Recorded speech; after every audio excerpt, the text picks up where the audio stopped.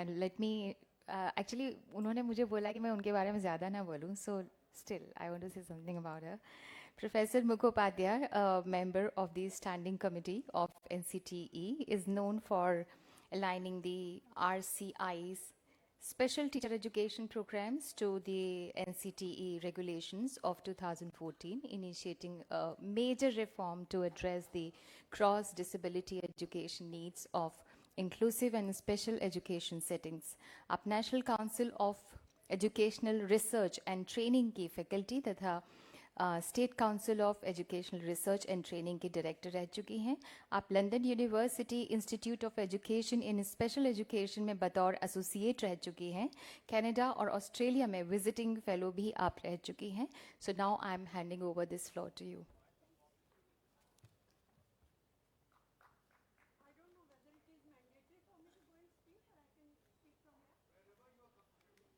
So I will use and save time. So friends, it's a great pleasure to be here on the Foundation Day. I just want to say I'm an antique actually in this hall, because I'm part of that history when NCT was being conceived, conceptually at the NCERT, and later on when the first chairperson was appointed, he also happened to be part of NCERT, Professor Rajput, we all know. So it has been a long journey for me when I was invited to this 25th function, and really congratulations to everyone sitting in this room that NCT has completed 25 years and we are celebrating the first international conference from this forum. So congratulations to Mr. Avasthi, Dr. Sadbir Bedi, and all other members of the NCT family who are in front of us or who are behind the scenes.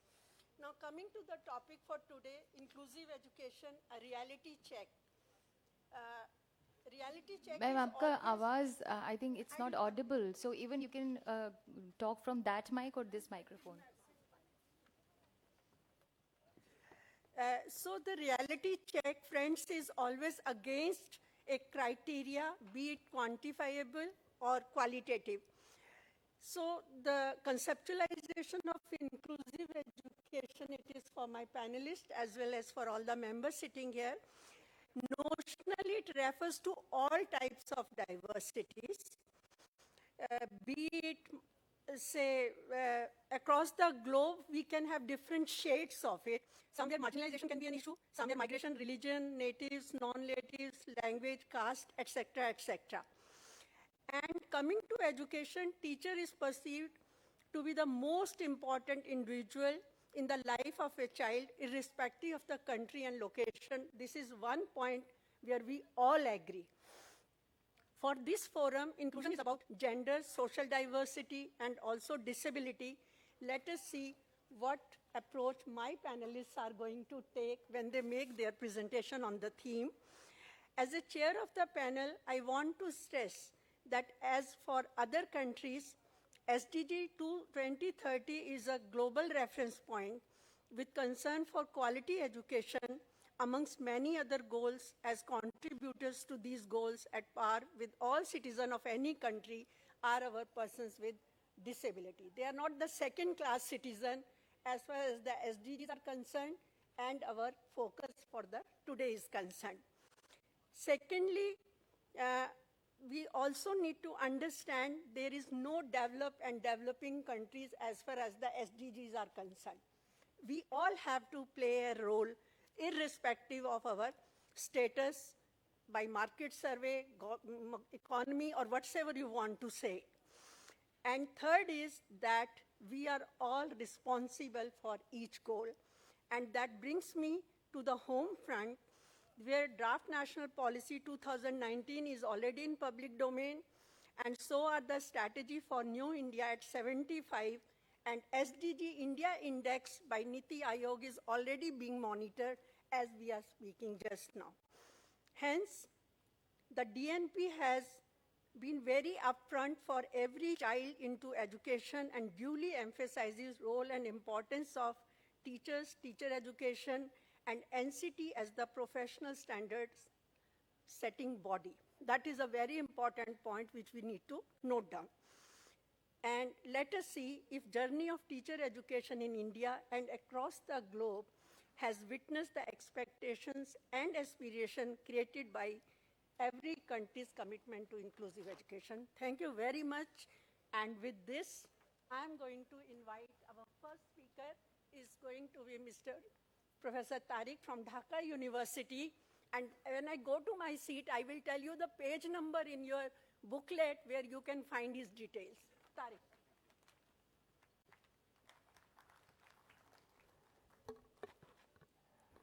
Honorable Chair, distinguished speakers, ladies and gentlemen, good morning.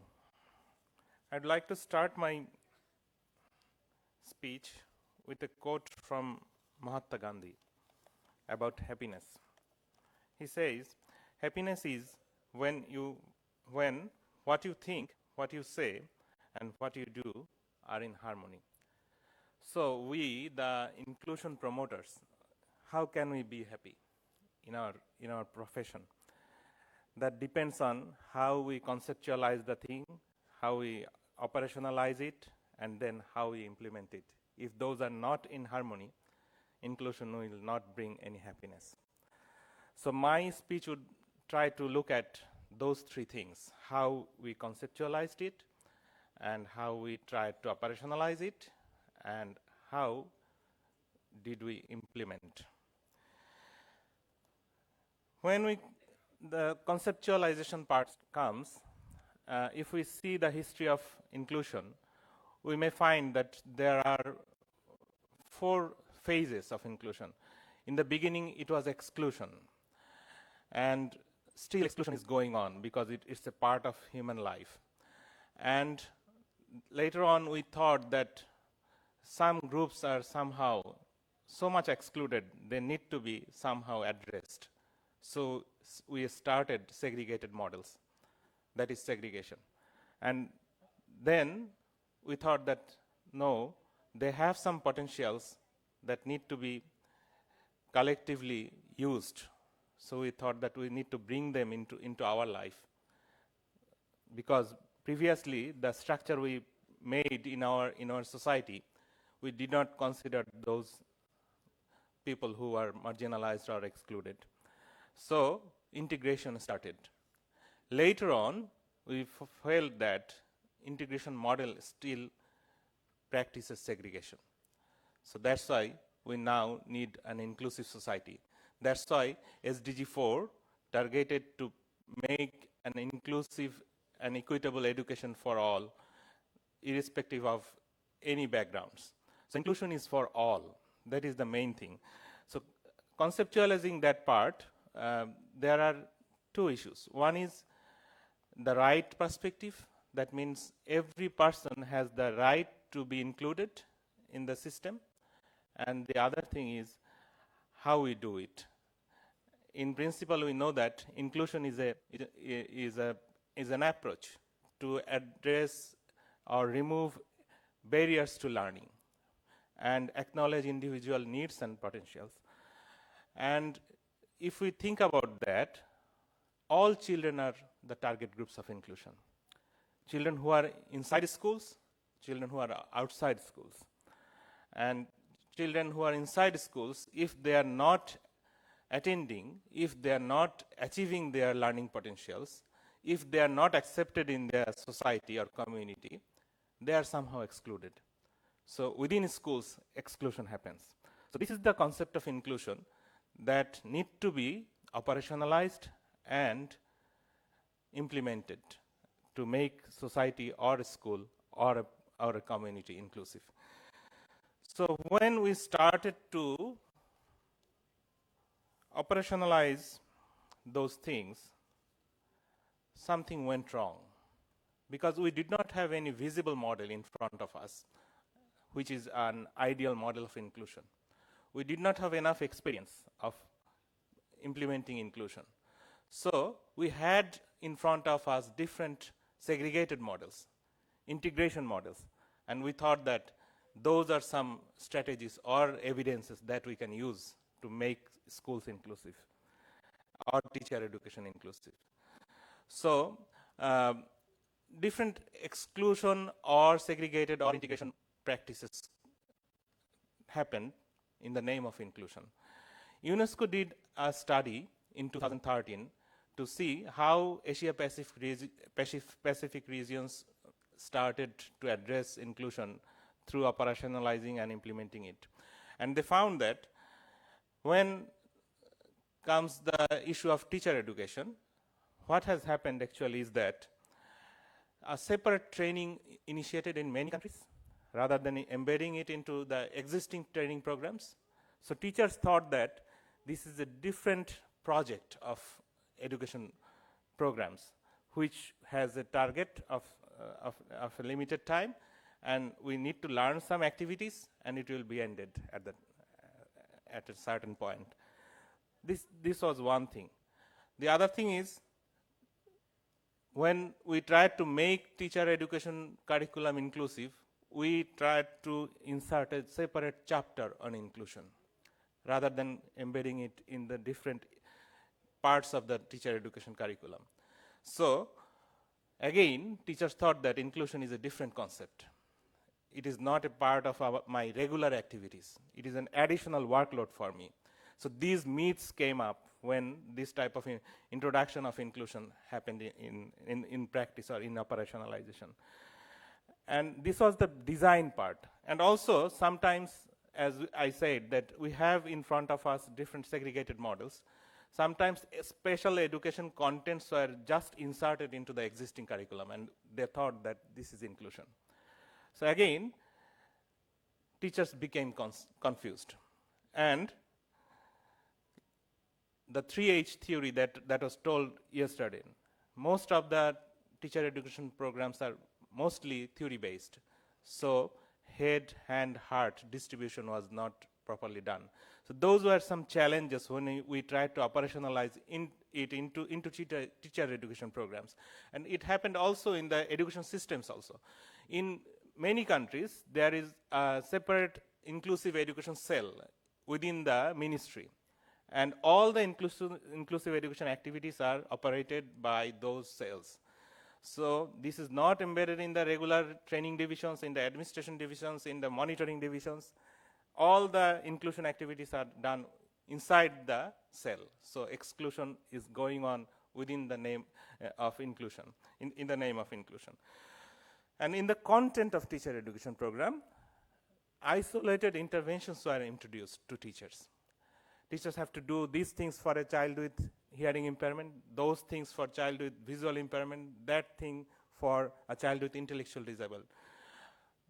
Teachers are not introduced that how a big classroom will be inclusive and every child will participate. And each child's need will be addressed. And those inclusive pedagogy was absent. So teachers thought that in a big classroom, when I have 4 or 5 children with disabilities or different background, I will have to have separate programs for each child. And that was a big challenge for a teacher. And sometimes when we started to implement it in the classroom, first of all, it comes textbooks. And this is used by a teacher and also by the learners. And inside those textbooks, the instructions are not in harmony with the concept of inclusion. And what has happened, if you think of a textbook in a school, you will find that sometimes it is said that read the paragraph and explain, or see the photograph or picture and express. So if a child cannot see, if a child cannot say, what would be the instruction in those books? That was absent. So the other thing is, for implementation, is teacher guide, which helps teachers to perform in the classrooms. So those teachers' guides were also not addressing those issues as an inclusive pedagogy. Sometimes isolated activities were given for teachers to address the special needs or any needs of language barriers or ethnic backgrounds. So teachers did not understand how those things will be addressed in a big classroom, and each child will be served. And at the same time, more focus was given in access. That means, okay. That means attendance or enrollment. But teachers were not given the idea that inclusion means 4 A's: access, active participation, achievement, and acceptance. So if a school has, is inclusive, that school will ensure students' enrollment, active participation, achievement, and acceptance. So how to do that? The only way is making schools and everything flexible. And the formal education system is in many ways very much rigid. We have prepared a parallel education system in many countries, which is known as non-formal education. We believe that the formal education system has some faults. Due to that, all children will not be addressed through that system, so some children will be dropped out, and non-formal education system will catch those children and somehow address.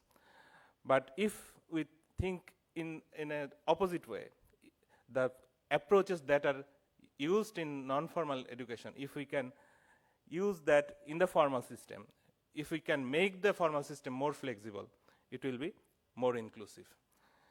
And what is the impact of those malpractices or lack of harmony in conceptualization, operationalization, and implementation? The impact is, immediate impact is teachers' concerns raised, teachers became more negative. So they try to avoid children who are challenging, who has little difference. So somehow they try to keep them out of the system. So this is one way, one thing. The other thing is that collective effect of those malpractices. Since 2007, enrollment rate of global education is not increasing. It is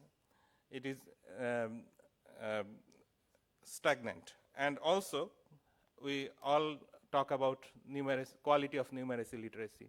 Those are absent. So, how much flexibility we need? We need, I will conclude with this, we need 5 W's. We need to think about 5 W's. Who, what, where, when, why. Who will learn? Every child. What will be learned? We need flexibility in that. Where? The place. Always we think that a child has to come to a classroom, structured school system. If we have flexibility, a child can learn from home. Then when? Time. Age. Those flexibilities are needed. And why? The purpose. It is actually depends on child's interest. So an inclusive teacher has to think that future schools will not have any boundaries. So they will need to adjust with that. If schools have no boundaries, there will be no out-of-school children. And there will not be any dropout children. And future schools will not have benches. So if there are no benches, there will not be any backbenchers. Thank you all.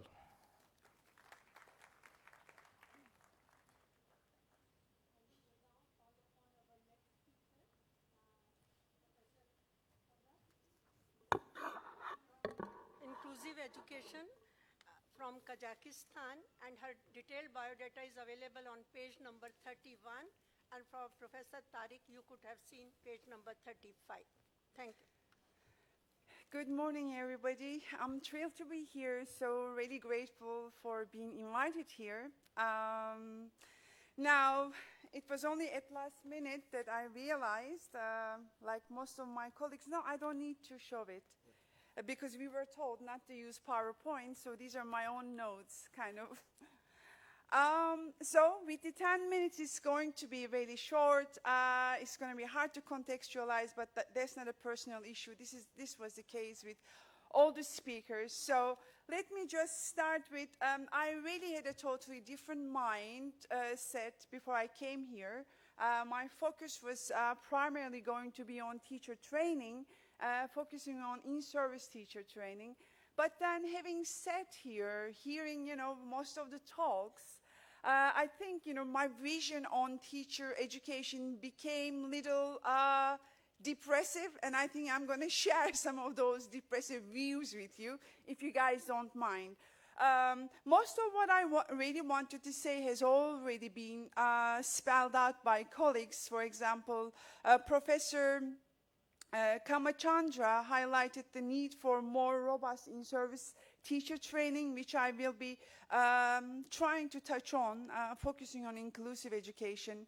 I really enjoyed Professor Amita Wattal's presentation, where she was highlighting no training for principals, and she was, this is kind of conclusion of my talk actually, she was talking about, is there a need for a revolution? And maybe there is, I don't know. I will be revealing that towards the end of my talk.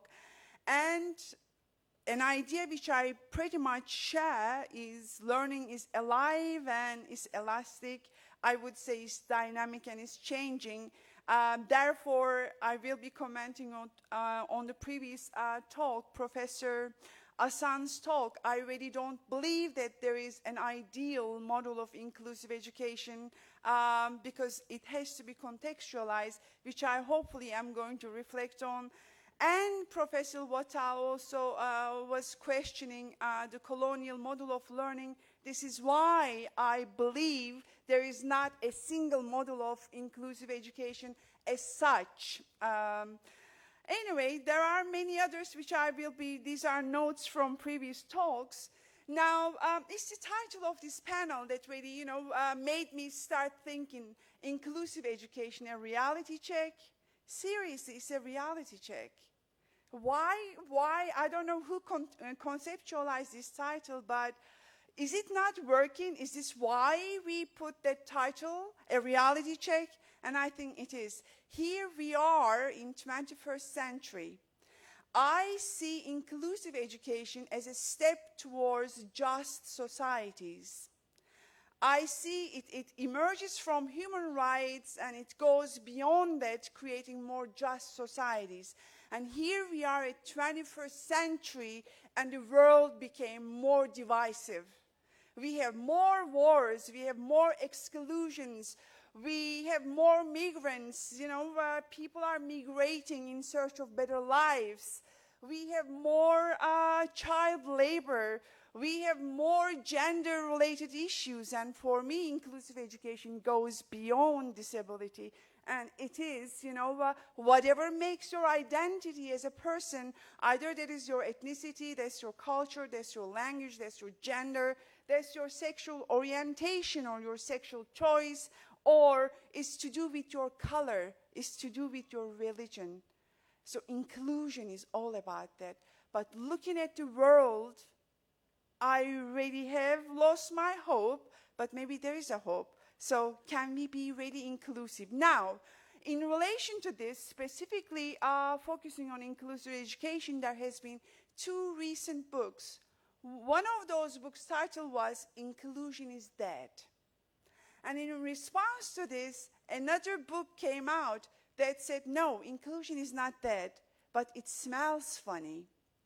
So why it smells funny? Actually, maybe, this is what I really would like to touch on. When we look at literature around teacher education, for goodness sake, there is nothing new under the sun, actually. We all knew that we have to, when you look at the literature, there are 4 core dimensions that's been covered time and time again, including addressing barriers and structures, where the key role is the school leader's role.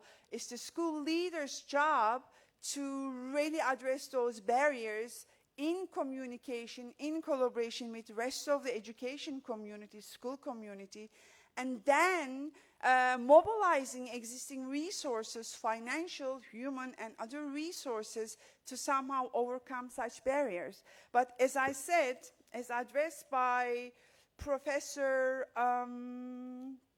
Watal, there's hardly any training for principals to really operate in inclusion. Now, let me give you a recent example from Kazakhstan. We had an in-service training for school principals in inclusive education. Then I found out this was only 2 weeks training. How much can you teach in 2 weeks? And how much of such teaching can be digested in such a way that people, a school principal can go and really, spread all this knowledge to their school professions, right? The teachers and other education professionals. Now, I found out it was the school principals who was going to teach teachers how to do inclusion. All those school principals are not getting into classrooms and really teaching those kids. A big question mark.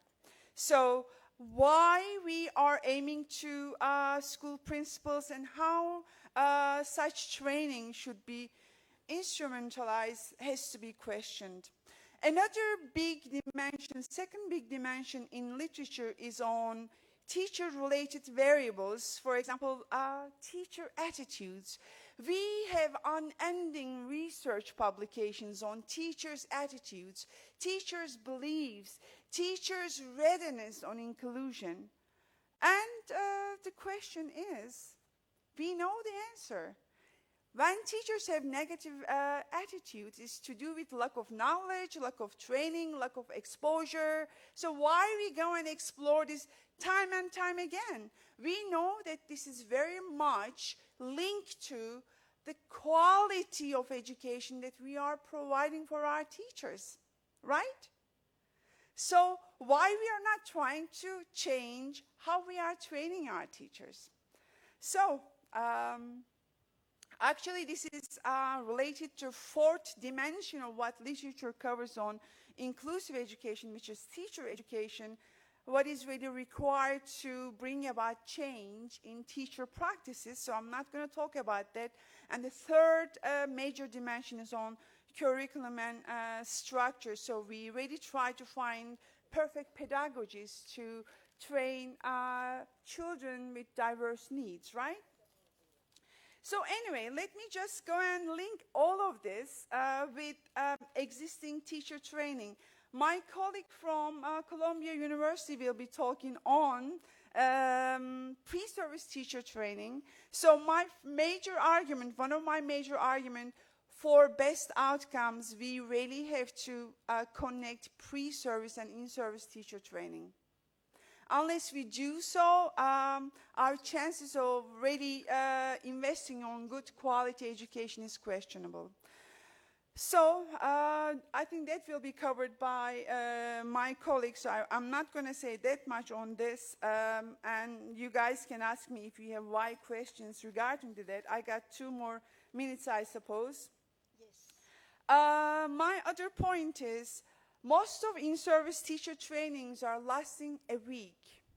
So my question is, you know nothing in a field and you're supposed to learn so much in a week in such a way that you're going to happily go to your school and start implementing this.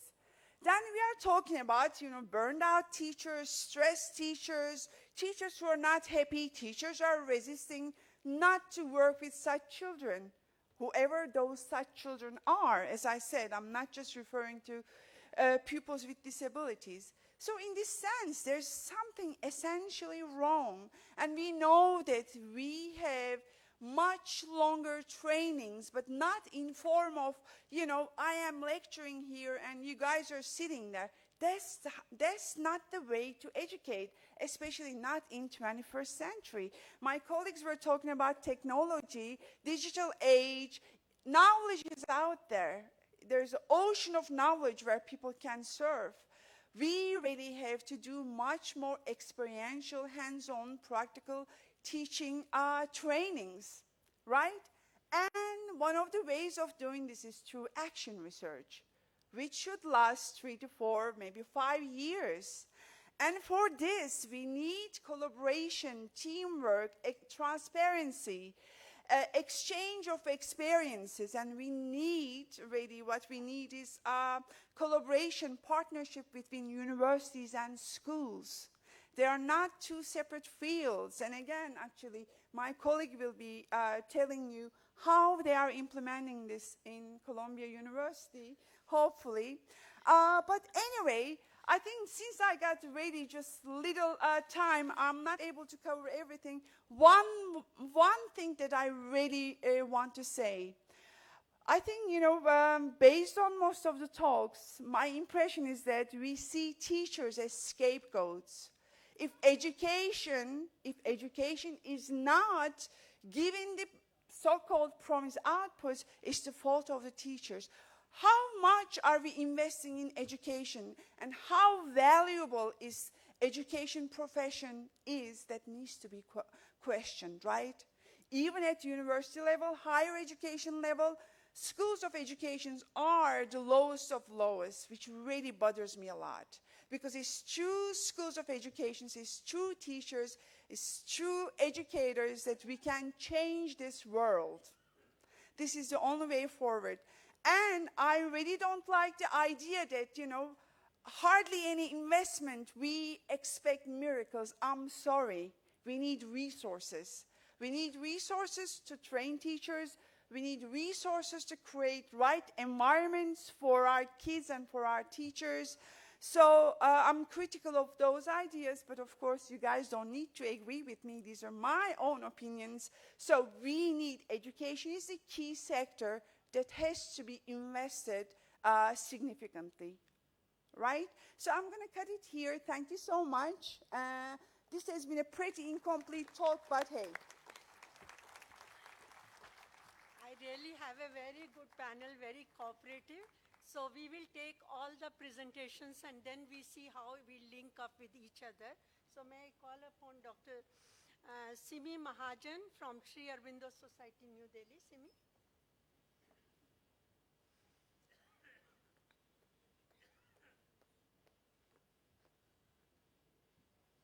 You'll be needing your laptop?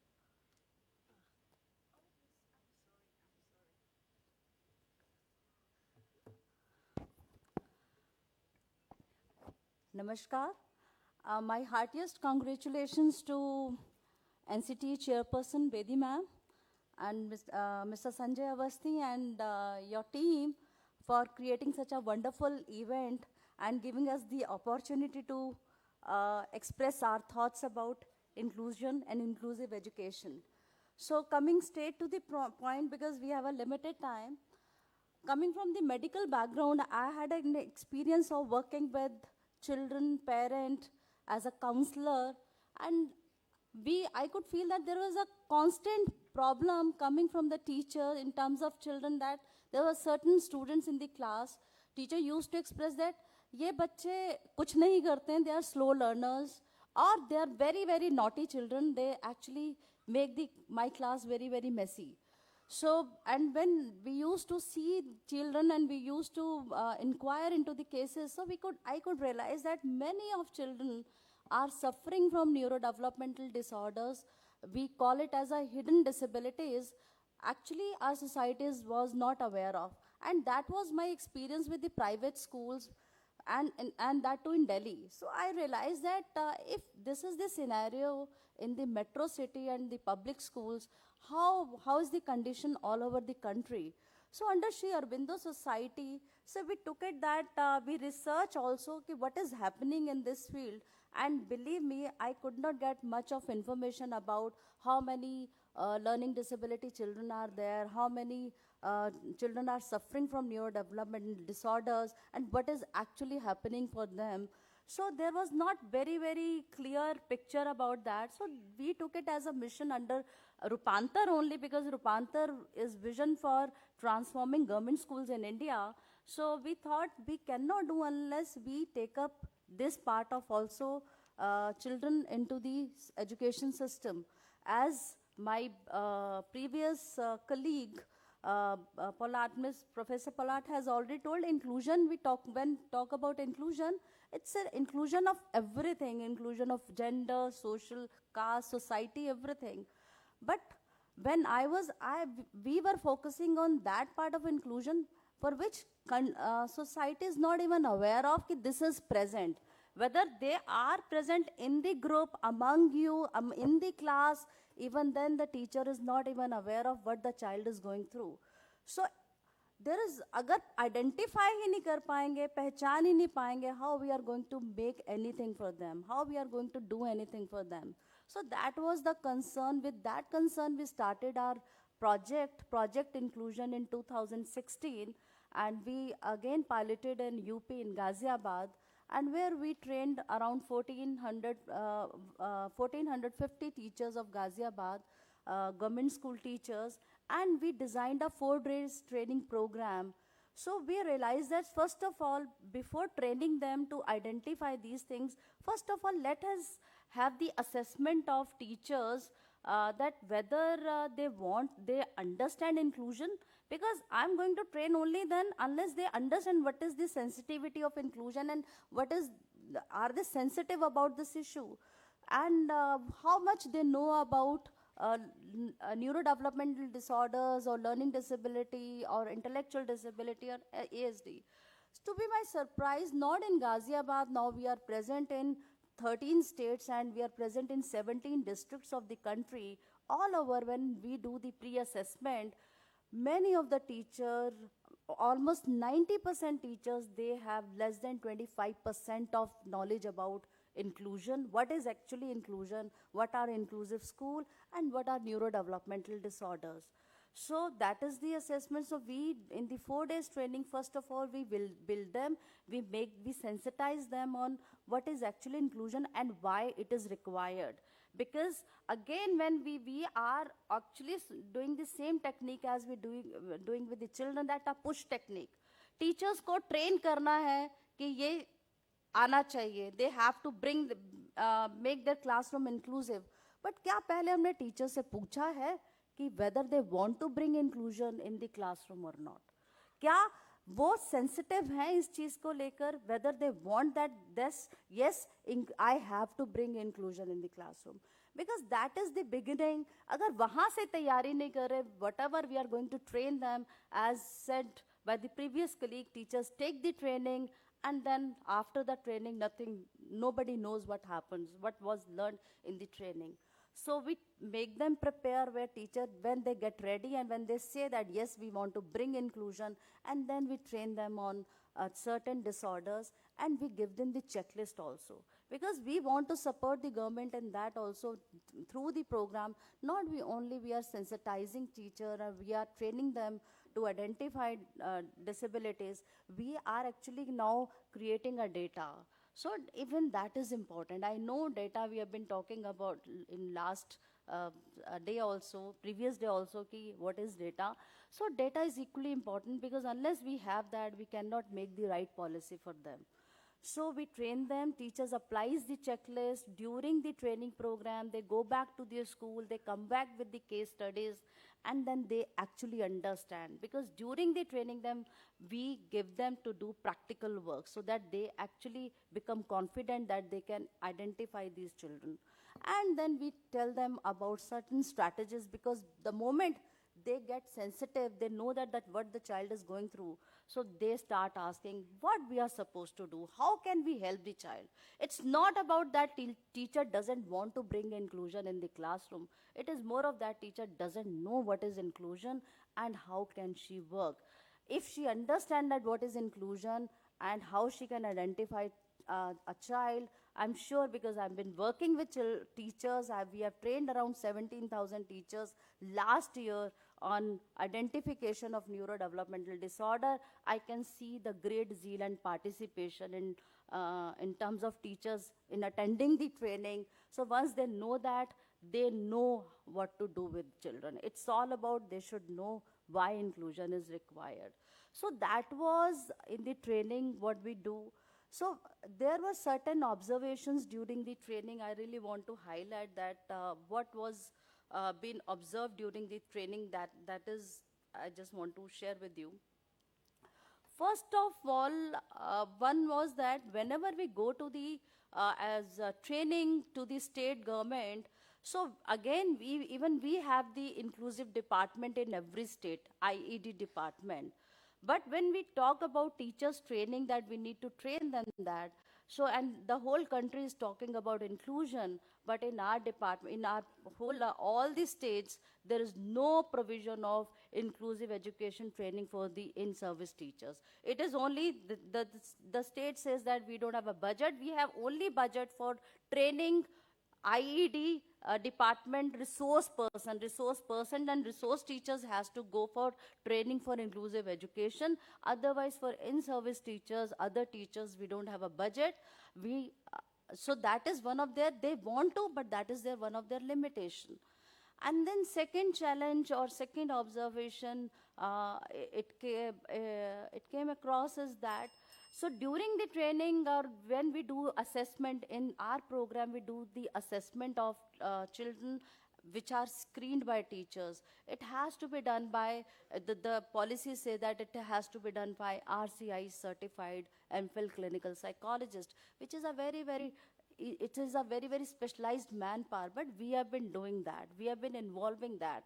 Once that child is identified, now our system says that child has to get the disability certificate to get the benefit. But that disability, getting a disability certificate is not easy for a child. Then they again has to go to some government agencies to get the certificate done, which is not so easy task. But there is no relevance of the report which has been done, done by the certified, RCA certified person in the country. So there are few challenges, more challenges. We don't have, sometimes we felt with the infrastructure proper नहीं है, या सबसे बड़ा challenge है कि there are a lot of organizations working on inclusion in country. बहुत सारे काम कर रहे हैं, लेकिन they are working on tidbits. So it is like if I am doing training, so I'm not able to, I identify children, but I don't have a solution. Now what is to be done with these children? Some other organization is working at intervention level, but people are not ready to take up that training. So everybody is doing their tits and bits in the country, but nothing is, there is not a united, there is not a united, and I should say the continuous program which starts from the beginning, from the sensitization to the intervention, end-to-end result. Nothing is happening like that. Maybe that is one of the reasons a lot of people are working in the inclusion, but we are not able to see those results because there is not concrete in sequence it is happening. So I just got the opportunity. So it is my, I'm here for the suggestion also. Once we'll be having question bank session, so I would like to have a suggestion from the people also how we can actually bring that. And one more request for NCT, because I got an opportunity for pre-service teacher, at least जो teachers आने वाले हैं, नए teachers आने वाले हैं, we can do something with them. It's not about just adding inclusive education content for pre-service teacher is going to bring change. Actually, it is a practical knowledge. So I have a request, ma'am, अगर हम B.Ed के curriculum में ये change लाएं कि internship जैसे teachers का बाकी schools में होता है, every teacher in the country who's becoming a teacher has to go for the compulsory internship with children with special need also. Unless she has an experience of working with these children, teacher cannot understand actually what is a child is going through and what is inclusion. So I will keep my promise intact. Thank you so much for giving me an opportunity. So our next speaker is going to be Professor Susan Pratt, and I hope she will have some answers to the questions that my colleague Simi has asked. So we are evolving. Good morning, everyone, and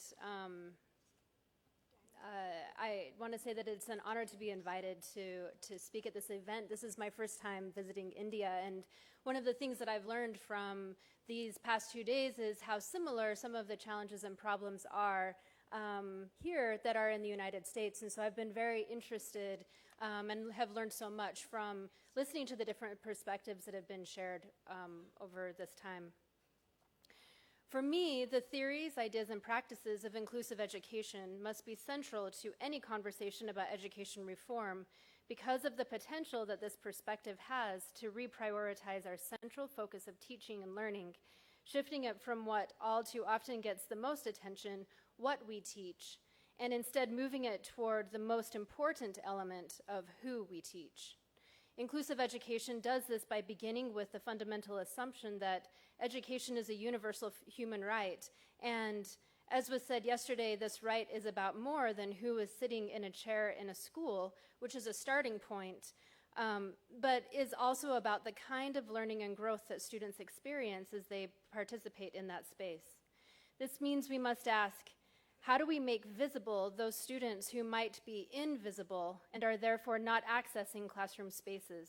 And how do we ensure that all students have access, opportunities, and supports to be engaged in rich and vibrant learning in those classroom spaces?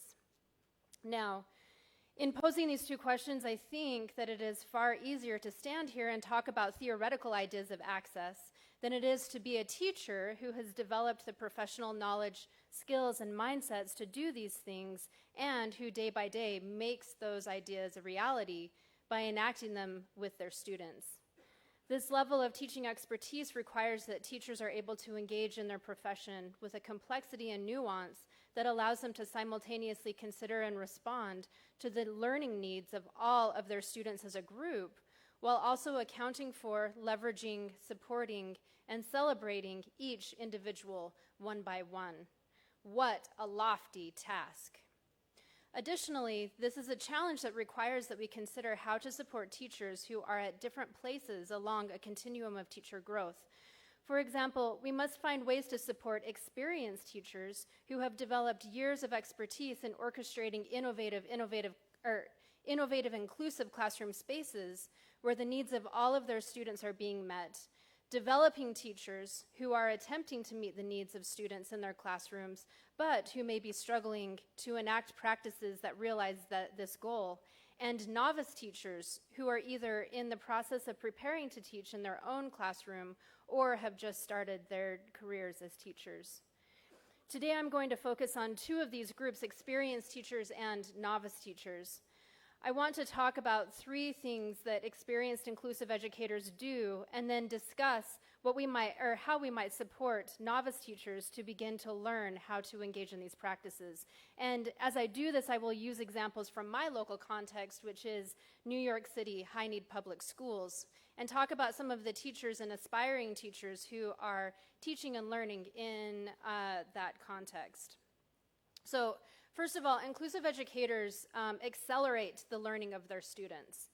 Inclusive educators are able to gain an in-depth sense of where their students are in their learning and work side by side with them to progress in ways that address students' learning needs and also leverage their strengths. Jeremy entered one of these classrooms as a 13-year-old student who had just moved to New York City from a rural community in another country. He had been living with his grandparents working as a goat herder and had never received any formal education.